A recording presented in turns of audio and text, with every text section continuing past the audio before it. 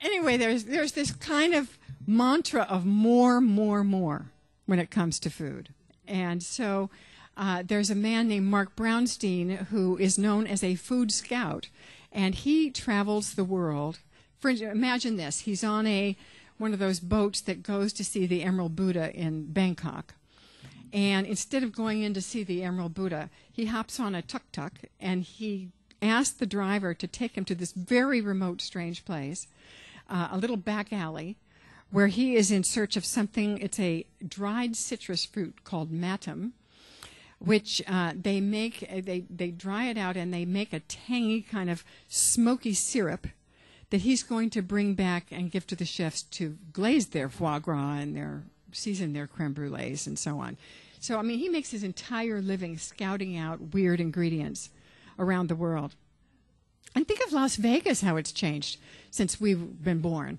I mean, it was just gambling, really bad food, and shows. And now it is like a mecca of all the super chefs have their restaurants. There's 3 or 4 of them in the same hotel property. It's pretty amazing. People go there for the food now as much as they do anything else.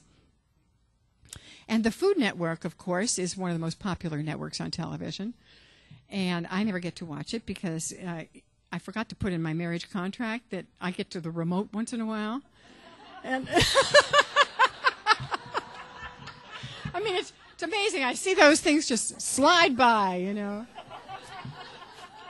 Unless he falls asleep, I can reach over, and suddenly we find ourselves on a Spanish station or something. I can put on 56 and see the Food Network and see what's going on. But there are also some really real things that are happening in the food world right now, and I don't want us to just say, well, we're all going to hell in a handbasket with food. Recently, Ted and I were making a business trip up to Seattle. I was going to write an article about the Rocky Mountaineer train, which goes from Vancouver to Banff, and you eat on the train. You don't sleep on the train, which is really great. And so we were flying to Seattle to get there. And so I said, well, I know you don't like these heavy meals at night, you know, but there's this one restaurant that I've wanted to go to all my life. It's called the Herb Farm. And it's really supposed to be the very best restaurant in the United States. And the chef is leaving, and Ted says, wait a minute, is this on your life list of things that you want to do? And I said, yes. And he says, we have to go. So that was the best thing. I mean, it just changed my life completely. We got up there. We stayed at this darling inn right next door. And if you go half an hour early, one of the owners will take you on a tour of the herb garden. And they have a pig they call the recycler. But they also have all these wonderful... they have all these wonderful herbs growing. And the first thing this lady did was she stood up and she picked a chive flower, which is it looks like a dandelion, except it's all purple. I've always just used them for garnishes on a plate. But she says, this is the way you use these. And she pulled off the head of the flower and then sprinkled the flowers around. She says, you put these in your salads. And then she said, and these are the herbs we're going to be having. We're having lemon thyme tonight, and we're doing this and this and this. And I'm just in rapture over this because I've always had my herb garden, and I love my herb garden. But we were learning to use it in new ways. It was really, really exciting. The dinner was served with such reverence and such consciousness and it was the most romantic meal I think I've ever had.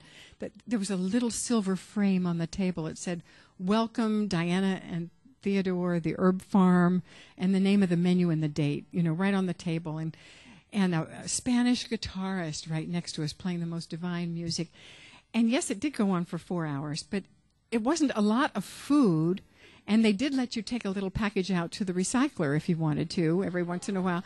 But it was so special that it changed my way of cooking. The main course was Copper River sockeye salmon, beautifully poached and served on a bed of a lemon thyme butter sauce. But what they did was they took about 10 different herb flowers and put them all around the plate. I just kept taking pictures of this. It was so amazing. And they instructed us then to take a taste of the flower with each bite of the salmon, a different flower. And it was just so exciting to me to find how you could change the whole taste, the whole beingness of the recipe with this. So now when I entertain, I'm not doing the mashed potatoes and the peas and all this stuff. Just the salmon, just the herb flowers, and it's so much fun. It's easy. It's easy to cook that way.